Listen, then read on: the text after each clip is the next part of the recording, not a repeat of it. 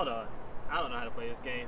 What is going on, YouTube world? I'm your brother Reza, and this is not wrenching in the parking deck. This is 5 and 5 with Sonya Blade. So, the G-Wagen. Hold on. So what are we doing here today with this truck? What happened, Sonya? The G-Wagen was stolen. Oh man, my G-Wagen was stolen. So the insurance company was nice enough to give me this, or not nice enough to give me a replacement. It was under my contract that they had to give me a replacement. And they gave me this rental vehicle. It is a 2018 Nissan Armada, as y'all may know it, but I know it as a Nissan Patrol. And what we're gonna figure out today is the Nissan Patrol a good replacement for a G-Wagen? What do you think, Sonya? I think yes. Okay, we're gonna find out today, 5 and 5. Let's go!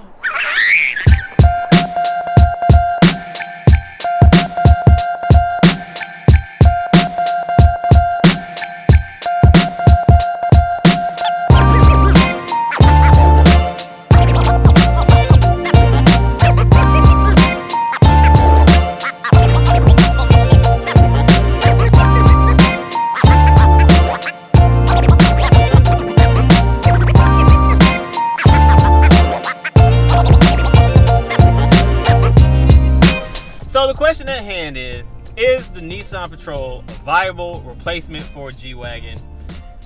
It's kind of complicated. When I first saw these trucks in the Middle East, I was like, okay, wow, I like these trucks. I like the way they look from some angles. From some angles, I don't really like the styling. But the good things about this vehicle is it's almost 400 horsepower. It's almost 400 foot-pounds of torque.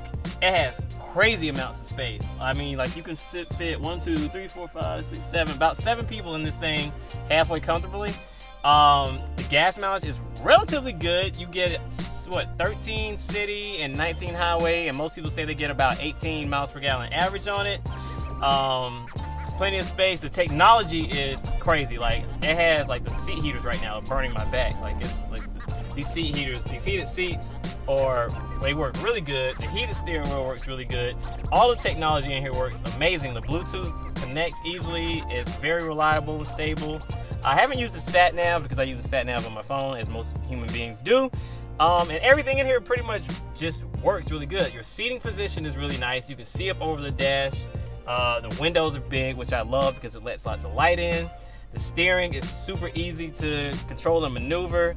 The handling, though, is kind of like, it's very soft. And I know they did that on purpose because they wanted to make this a comfortable, like, cruising vehicle. But it's so soft to the point that I feel like when the rear axle hits a bump on the highway or something like that, the vehicle kind of feels like it gives that, like, kind of like shimmy, like, uh-oh, we're about to lose traction. And my G-Wagen never, ever did that. So I feel like my G-Wagen's handling was a lot better than this, but it could also be the tires that are on this vehicle because the back is kind of like ate up. What else was I going to talk about? The price. Oh my God, the price. So if you were in the market to buy one of these things, they start at $45,000.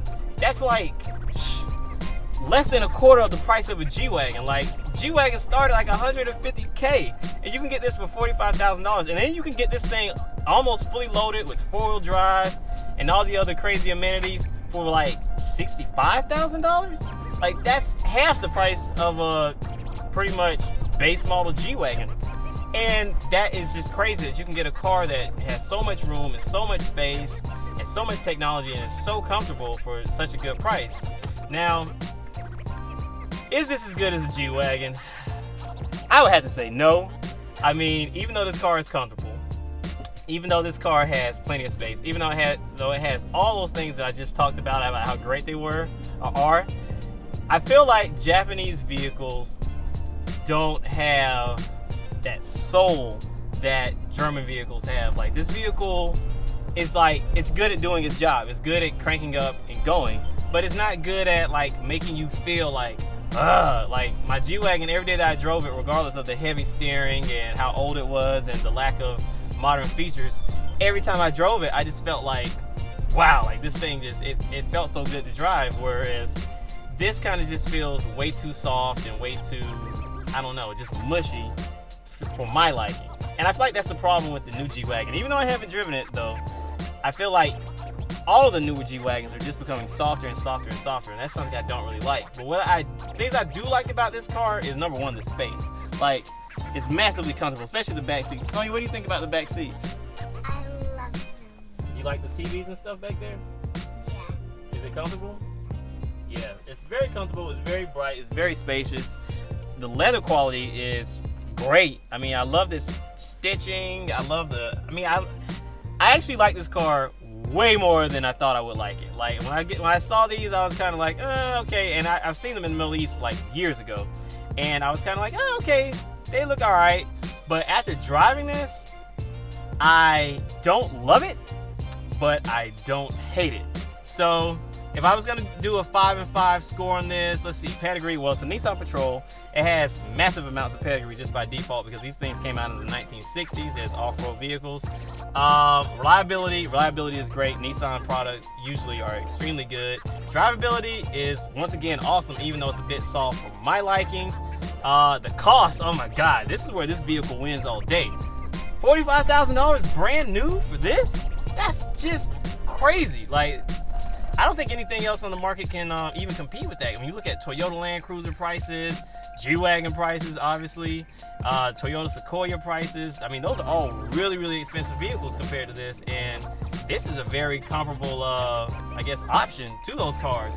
So that's cost, and then curb appeal. I think curb appeal is where this thing completely loses, in my opinion. Like, I feel like in certain colors this car looks good, but I don't know, man. Something about this car, I feel like the styling isn't quite there yet. And if style is something that matters to you, I will keep looking.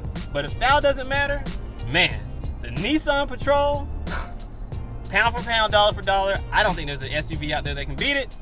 My name is Reza.